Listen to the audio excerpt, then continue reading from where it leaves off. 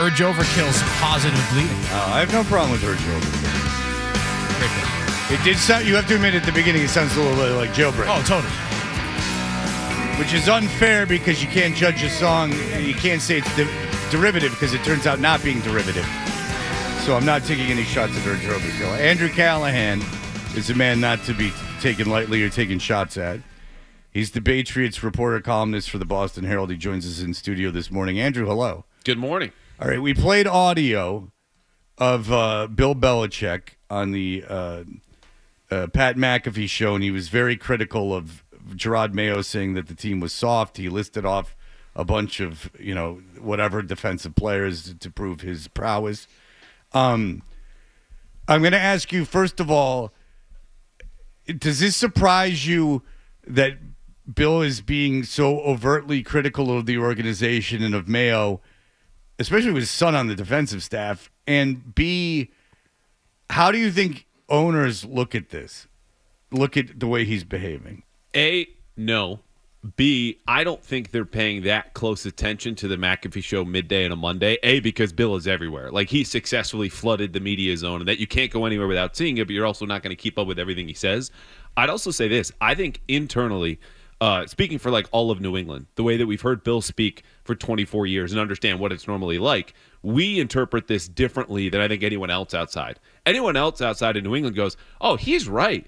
Because they're not paying as close attention to, Christian Barmore's out, Juwan Bentley's been out, Jabril Peppers hasn't been seen for weeks. Like, they don't know the details here that we do. They go, yeah, Mayo shouldn't have said that. Yeah, the team is basically the same. What do I know about their defensive tackles right now? So I think he's counting on that audience hearing it the way that he wants it versus the way that we do.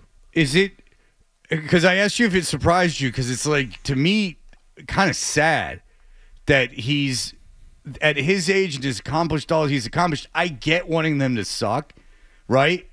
But then, like, kind of openly, going, hey, guys, like, players on the team. Because if you're a Patriot fan, I don't understand how that doesn't bother you.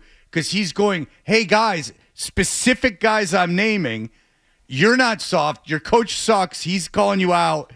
Like, look at this. I mean, that's what he's trying to, you could take it to that's what he's trying to do. Well, I think what he's doing is doing this in the most positive way, right? I feel bad for the players. They're not soft. He didn't say Gerard's soft. No, because he drafted them. Right. He said that, but Mayo said they're soft. And he's going, you're not. That's nonsense. Don't listen to that guy. That's what he's saying. But he's doing it in a way that, again, if you listen, he's not calling Gerard out. He's offering his support to the players. Like, he's doing this strategically. Like, No, he is doing it strategically. Yes. That's why I ask you. It's kind of sad. And you would think that if you're another owner, my point is this, is that he's obviously, Andrew, we've discussed this, and everyone seems to agree. I think you agree. He's doing this in an effort to get another job. Don't you think? 100%. Right.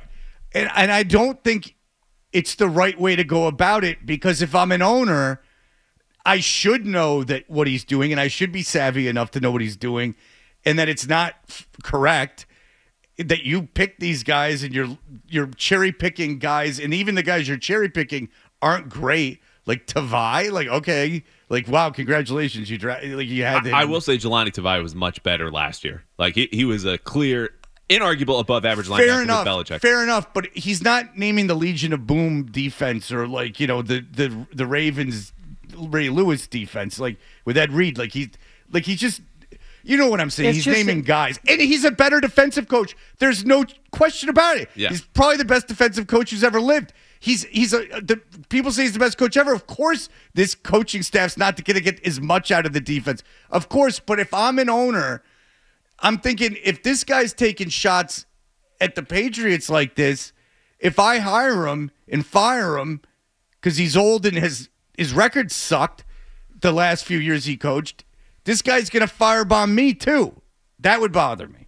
I don't know. I don't see it that way, because I think from an owner standpoint, if you stink for my football team and I fire you, what do I care what you say after the fact to me? You lost more games for me. The fans are going to be on my side. I'm not going anywhere, not to mention a very cushy billionaire.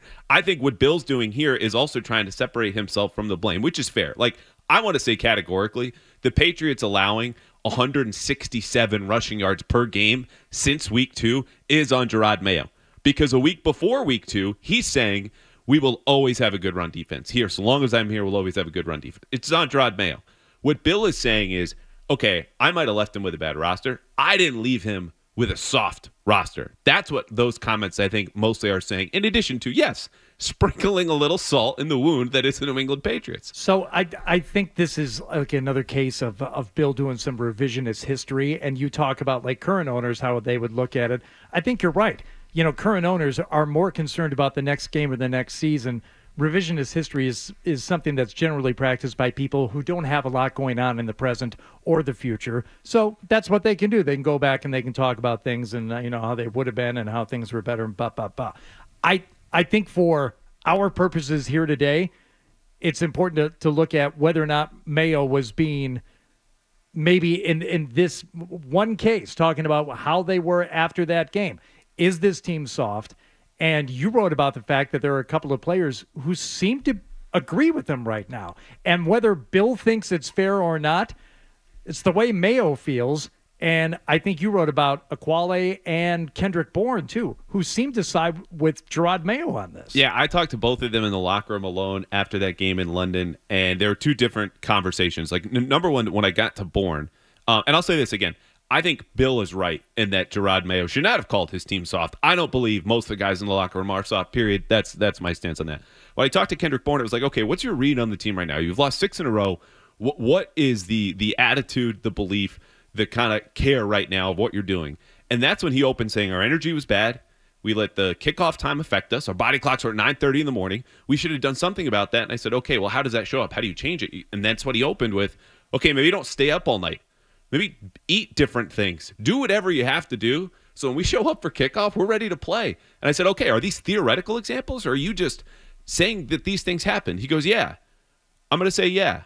Yeah, I'm not going to, and he goes on, I'm not going to name names, but as a group, that's how he feels. So Daniel Aquale, when I go up to him, I said, okay, what did Gerard say in the post-game press conference? Did you agree with it? Not the press conference, the address in the locker room. And he said, look, he said, we're a soft team, we're selfish, and I agree with him.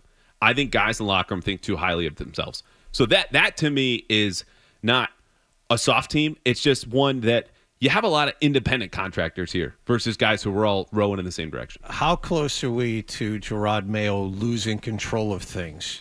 It sounds to me like as the weeks go on and the losses mount up or pile up, there seem to be more and more players talking like this. How close are we to Gerard Mayo losing control of things? Yeah, I don't know. I don't think it's as close as folks in the outside would sense right Sunday night after that kind of a loss on a Monday morning, even sitting here Tuesday, because they'll get back in Wednesday and all focus is on the Jets. And yeah, they're 7-point dogs at home against the Jets, which I don't think has happened since like 1967. But the point is they have a new thing to look forward to. Like a new game for them. And if they even get close or have some kind of progress, that gets a little bit more buy-in. I just think there's a difference between Gerard losing it in a way that he says, hey, do this, players say no, versus guys are now more out for themselves because in their mind, the team goals are already out the window. Okay, if I'm a Patriots fan, what should be more important? That Drake May looks good and looks like the moment's not above him. We'll get more into detail about that coming up, or that Mayo's might not be a good coach? That's a great question. I would say number 2 right now, mostly because of the sample size. Okay, you have 7 games as Gerard Mayo as a head coach. We only have 2 starts of Drake May looking good. And if you'll remember back in 2018, you would as a Jets fan, Fred, how good was Sam Darnold in his debut? Was he good? I mean, I don't remember. He played in Detroit, so this is I was there. I was there. Well, he threw a pick 6 for the first pick he threw, but they won the game and they scored a lot of points. Sam Darnold looked good his first game, yes. He's lit them up. Yes. Now, yes, granted, yes. that's the Lions the year before, or the start of the Matt Patricia era. It was for Matt Patricia's first game because everyone threw beers at the TV at the bar during his post-game press conference. Yes. Yeah. Sorry. Yes, I was there. So I was at that game. The point is, any rookie quarterback, and I'm not saying this for Drake May, can get by for a game or two, especially early on. Okay, but Andrew, I get what you're saying, and it's correct. But I'll counter it. Sam Darnold's a good quarterback, and they ruined him. And everyone who covers that Jets beat said the same thing. This kid's talented. Now, however, I've seen other quarterbacks that the Jets have had come out and everything's too much, and they start panicking Zach Wilson.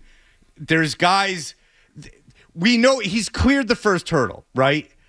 I think May's cleared the first hurdle in that the starting in the NFL wasn't too big for him. I have seen quarterbacks taking position higher than him, even first overall picks, that it's all too much. Everything's too fast.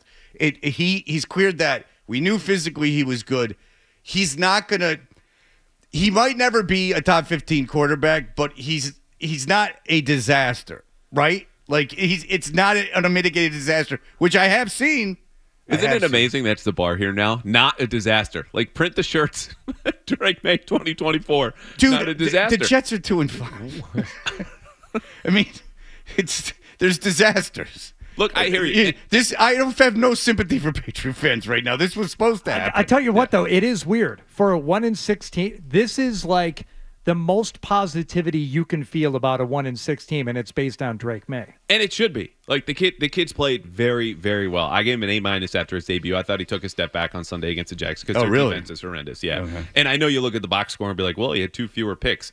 He had one more play where he actually risked a turnover against Jacksonville than he did against Houston. Both games without a running game, but one with a lot more pressure in Houston than he saw against the Jags. So I'll say this. Look, if you were to argue against me and say, okay, Drake May's 2 starts are more important, the argument would be, okay, Jerod Mayo would be first to go if Drake keeps this up, right? Because the head coach, if he's not working out, we'll find Mike Vrabel. We'll find somebody else. To be clear, don't think we're remotely close to that right now. Not remotely close. Not worth having a conversation. There's no way Robert Kraft fires his handpicked successor 1 year. Exactly. 1 year. Well, why?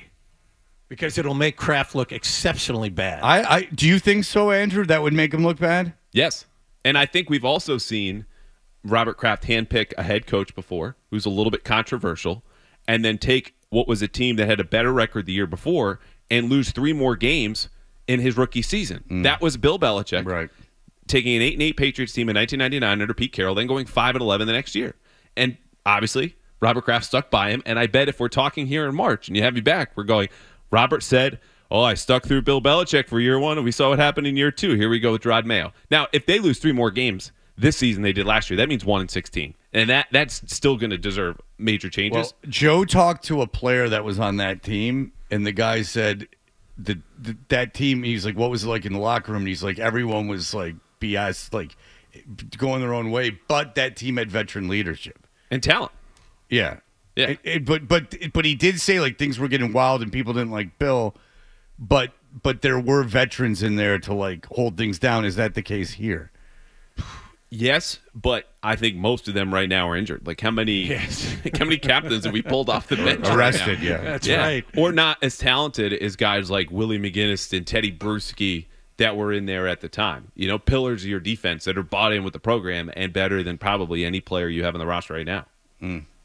All right, so you don't think there's any way that he would fire him in the offseason regardless of what happens? I don't, but I think the question of what's more important so far, Drake May looking good in 2 starts or Jerod Mayo being 1-6 and a lot of these games not even being close is a really good one. I just think I by a small margin would feel more confident saying Jerod Mayo right now is headed towards being a below-average head coach, and that's with 7 games, than I would Drake May is on his way being to a great quarterback. I think Drake May will. I thought it was pre-draft. But both of these are way, way, way premature. I just think the bigger sample with Mayo is more telling. I'd rather have the coach than the quarterback. I'd rather have the quarterback than the coach. I think that's fair. But we talked about we were talking about it yesterday. It's like, okay, well, he'll get another year. When you bring up the fact that they could be, I don't think they're going to be 1-16. Me neither. But It could be 2-15. If you're They might win 1-16, 2-15, it's got to be on the table. It has to be. They might win Sunday. I'm not kidding, and I'm not being fatalistic. They might win Sunday, and I'll be there to see it. Oof. They're not going to win Sunday. They're not going to win Sunday. It's a talent discrepancy up and down the roster. It's They're not not about going to win Sunday. It's not about the roster. It's about the team.